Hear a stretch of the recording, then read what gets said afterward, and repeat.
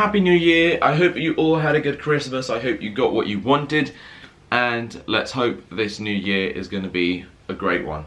So today I'm going to quickly go over some things for the New Year's resolutioners joining us. Welcome to the fitness club, and we hope to be seeing you around more often.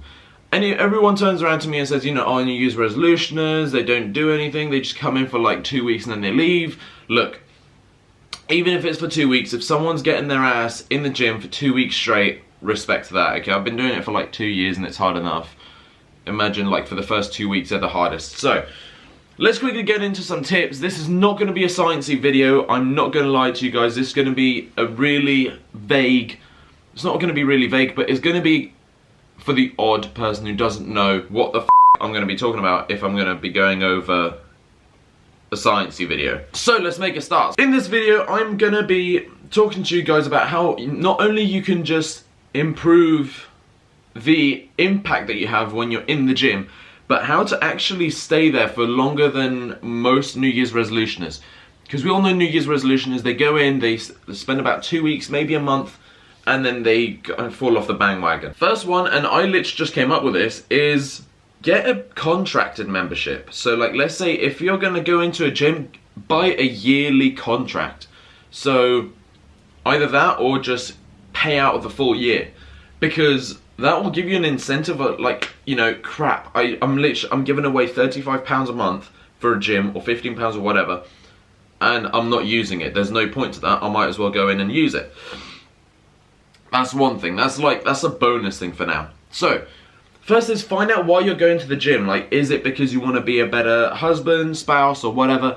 Is it because you want to be a better parent to your kids? Like, you know, maybe get a little bit more involved with them, do a few more sports. Is it just for general fitness, or are you training for something? Like, let's say you actually want to do a marathon. Are you training for that? The way that I think that you should find why you're going to the gym is by looking at someone who you have, like, as a idol, like, that you think, damn, I want to be like them. And think, what do they have that you don't in terms of gym, fitness, all that kind of stuff. And yes, I am still in my PJs. Ha! Gay! Which is Where's Wally's Star Wars and Star Wars slippers. But that's for another time. Number 2. Set short and achievable goals. Okay, every single person goes into the gym and they're like, right, okay, I want to lose 50 pounds. I want to do this in like 4 weeks. And I want to be ripped and shredded and jacked and tanned and like beach ready in like 5 weeks. No. No, God! No, God, please, no! No! No! No! That's not going to happen. You need to sort yourself out. I'm joking. You don't need to sort yourself out. You just need to watch this video. So, what I'd say is, because the body, and this is like the most sciencey this bit's going to get.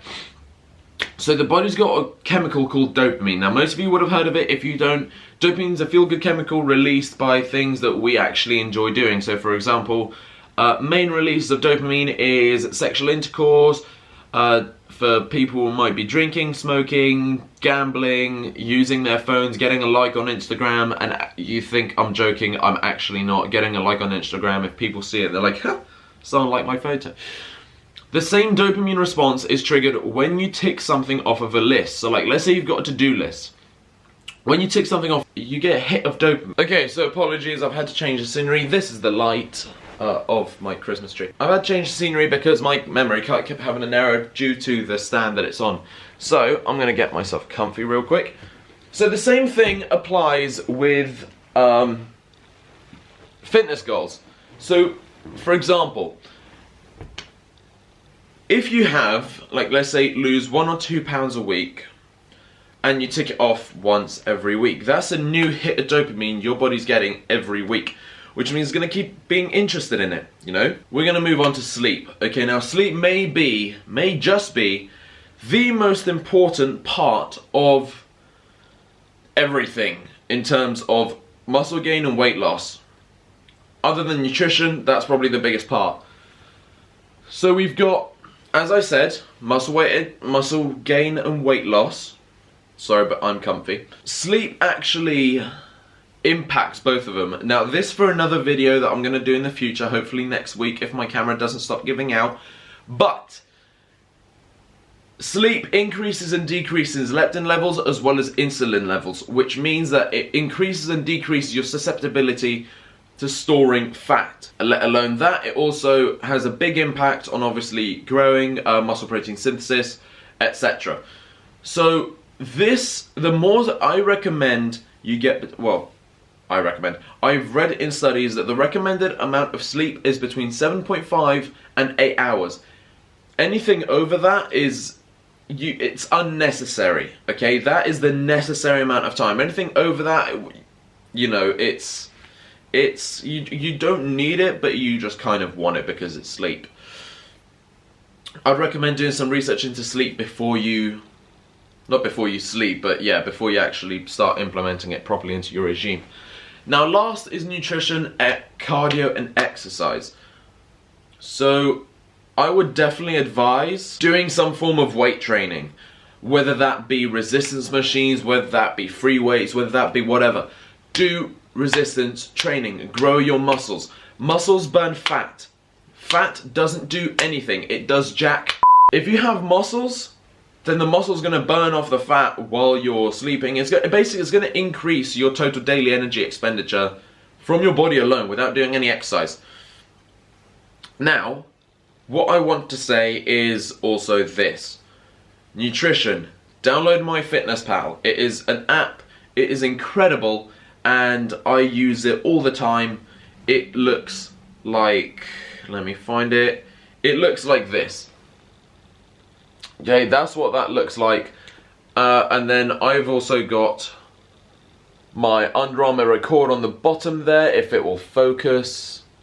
So I've got Under Armour record on the bottom there, and I've also got a few other things such as Train Rise, Activity and Health of the Apple kind of thing.